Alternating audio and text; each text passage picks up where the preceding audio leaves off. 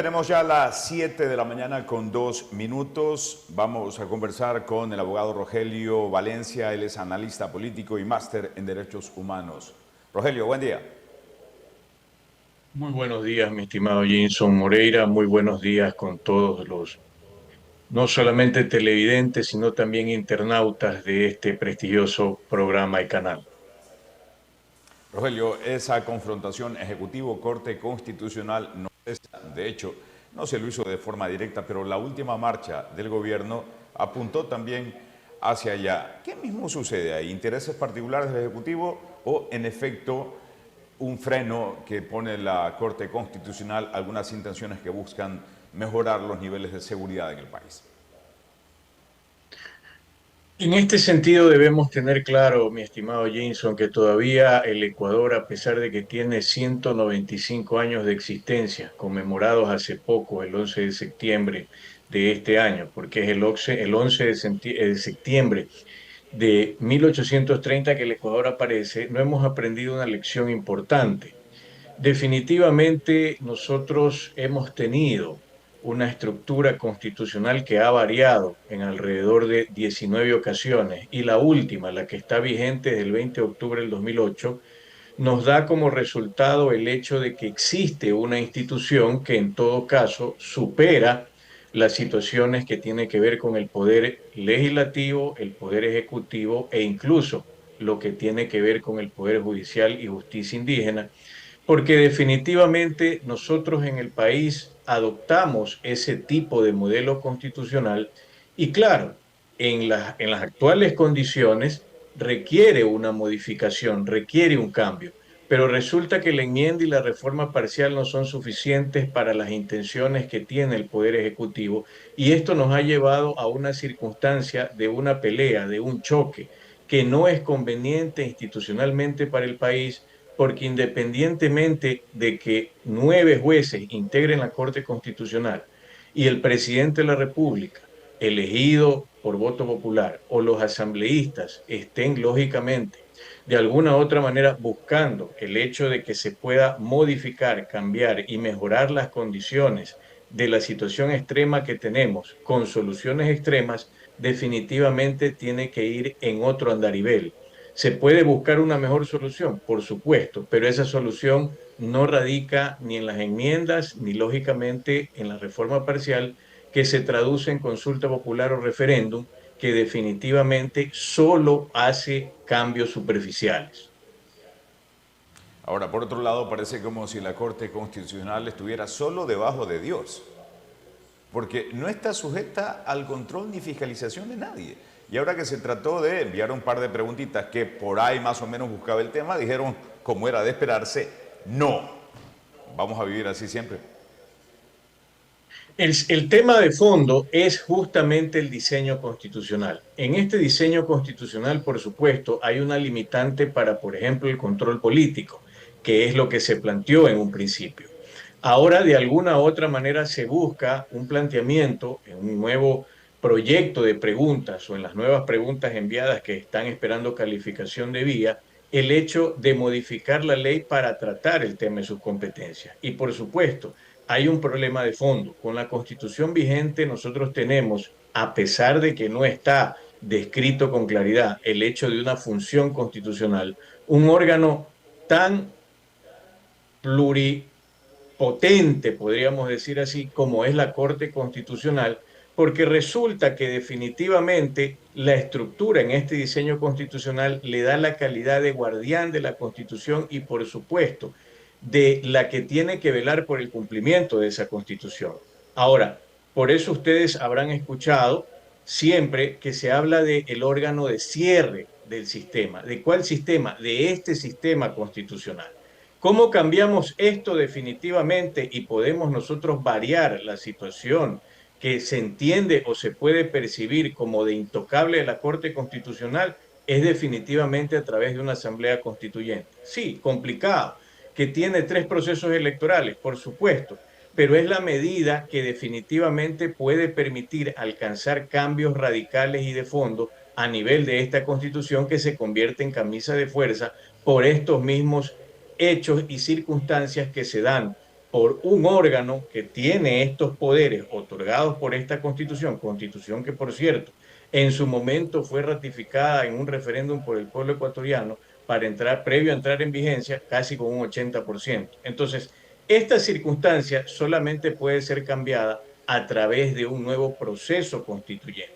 ¿Se requiere ese proceso constituyente? Sí, que es complicado, por supuesto, pero variemos el tema o comparemos el tema. ¿De qué le sirve al gobierno nacional mantener una mayoría en la Asamblea si definitivamente lo que necesita es una mayoría en una constituyente para poder cambiar cosas de fondo en la Constitución y de esta manera lograr que definitivamente la Corte Constitucional pueda manejarse en un andarivel igual o, por qué no decirlo, ciertamente de cuidado y protección, pero sin todas las prebendas que podría entenderse dentro de este diseño constitucional, lo tiene? Bueno, esta pregunta va más por el lado de la elucubración, si se quiere. Pero estas manifestaciones, el poner en el ojo del huracán a la Corte Constitucional, entidad que hasta hace poco era prácticamente desconocida para el común de los ecuatorianos, allana un poco el terreno para que, de darse esta constituyente, sean favorecidas las propuestas del Ejecutivo, que como que cambió de enemigo político, si se quiere, por un rato, dejando al correísmo tranquilo y apuntando los cañones hacia la Corte Constitucional.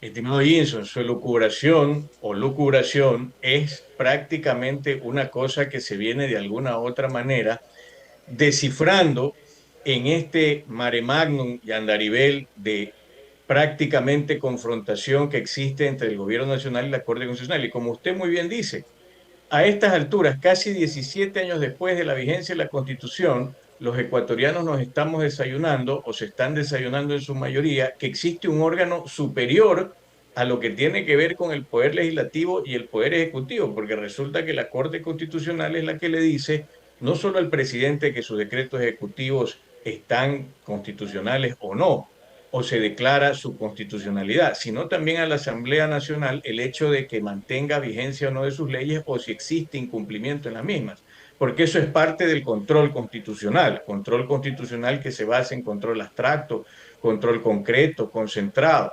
Y además, efectivamente, como usted indica, de si se entiende que se insiste en esta cuestión de que no solamente le envío cuestiones que tienen que ver con un pliego de preguntas para un proyecto de consulta o para el proceso de la consulta o, por qué no decirlo, para un referéndum, sino que cambio, lógicamente, de acuerdo a lo que la Corte me va indicando, cambio la redacción, envío nuevamente sobre ciertos temas parecidos aquellas preguntas que quiero que vayan a consulta y lo mismo a referéndum. Definitivamente lo que estoy haciendo es buscando el escenario, haciendo propicio el escenario o la circunstancia y situación que me dé la posibilidad de, frente a la población, determinar que este es el último bastión que sostiene la estructura constitucional a la que yo quiero desarmar prácticamente. Y efectivamente, como usted refiere, ha mediado casi un mes exacto, o mejor dicho, prácticamente es un mes exacto, entre la primera marcha que fue en Quito, el 11 de agosto de este año, con la marcha que fue en Guayaquil, por supuesto, el 11 de septiembre de este año. Y definitivamente, al final del día, a pesar de que la de Guayaquil se llamó tema que tenía que ver con el asunto de paz y justicia, se nombró muchas veces a la Corte Constitucional como prácticamente la construcción de ese enemigo que se quiere derrotar para poder hacer los cambios que necesite en todo caso el gobierno o que plantea el gobierno desde el punto de vista de lo que tiene que ver con el conflicto armado interno, pero que hay que racionalizar en el sentido de que qué diseño constitucional se requiere para poder, ante estas situaciones extremas que vive la población ecuatoriana, tener soluciones extremas. Esta es una corte progre, como algunos críticos han mencionado y ponen como referencia el hecho de que se haya detenido esta pregunta que hacía relación a que quienes hayan estado envueltos en abusos sexuales contra menores no puedan volver a desempeñarse en campos en los que tengan contacto con ellos, porque, dice la Corte, serían sujetos a discriminación. Lo que el pueblo común dice, bueno, si no quieres que te discriminen por eso, no lo hagas. Y si lo hiciste, la culpa no se paga solo en cárcel, sino también luego. De hecho, en algunos países es una reglamentación. Si una persona ha estado inmiscuida en este tipo de delitos y luego llega a determinado sector, tiene que informar al líder comunitario o a los responsables legales que tienen ese antecedente. ¿Por qué pasa lo contrario acá? ¿Es o no, entonces, lo que pregunté al inicio de esta intervención, una corte progre o con ese tipo de tendencia? ¿Cómo lo ve usted? Y la realidad es que la Corte, en su conformación de estos 9 jueces, tiene diferentes criterios y manejos, incluso muchas veces en cada uno de los temas que les ha tocado resolver. Por eso es que cuando se revisa una sentencia, cuando se revisa un dictamen, usted no solamente se queda con lo que se logró resolver por mayoría, sino que existen los famosos votos salvados, que no son otra cosa que diferencias de opinión sobre lo que ha resuelto la mayoría, porque recordemos que casi todo en la Corte Constitucional se resuelve con mayoría absoluta, que son 5 votos. Al final del día es una práctica de procedimiento parlamentario muy diferente al derecho parlamentario que se aplica en la Asamblea Nacional. Pero hay otros temas que se resuelven por mayoría calificada, que son con 6 votos. Y por supuesto, definitivamente, lo que tenemos nosotros es que en el funcionar de esta Corte Constitucional nos hemos visto en la necesidad de hacer notar que en muchas ocasiones se ha tutelado es ideologías. Y eso ha deteriorado la imagen, por supuesto, de la Corte porque definitivamente temas que han surgido con mucha conflictividad, como lo último, lo más reciente, que era o es el tema de la niñez trans, definitivamente provoca no solamente una situación de crítica, sino de rechazo en la mayoría de la población ecuatoriana, porque resulta que estos temas normalmente se tratan, lógicamente, a través del juez ponente con un proyecto de sentencia que es discutido por el resto de todos los jueces y, por supuesto, en muchas ocasiones, teniendo la posibilidad de que en audiencias públicas se escuchen los criterios de las partes y en muchos temas dando paso a lo que son los amicus curiae, que de alguna u otra manera, a través de la sociedad, manifiestan sus posiciones, definitivamente ha tocado temas e hilos los más profundos, no solamente a nivel jurídico, a nivel constitucional o convencional de instrumentos internacionales del país, sino culturales y de propio desarrollo de la sociedad ecuatoriana. Entonces, eso nos ha llevado a tener este criterio de que definitivamente dentro de la Corte existe, por supuesto, en muchas veces minoría o en mayoría, que logran conformarse el hecho de un criterio ideológico que de alguna manera se inclina a lo que tiene que ver con lo que es el progresismo. Y eso definitivamente es lo que de alguna u otra manera genera preocupación dentro de la Corte, a pesar de que hasta ahora ha demostrado en todo caso una línea independiente políticamente hablando, pero ideológicamente sí ha habido inclinaciones en cuanto a estos temas.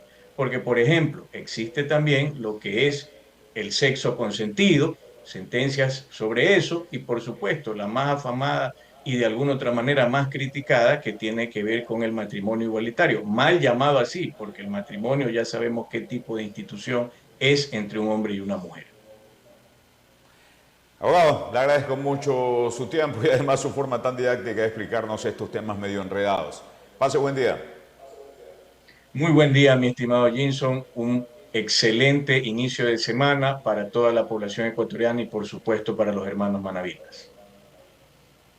Son las 7:16. Nos vamos a una pausa y enseguida regresamos.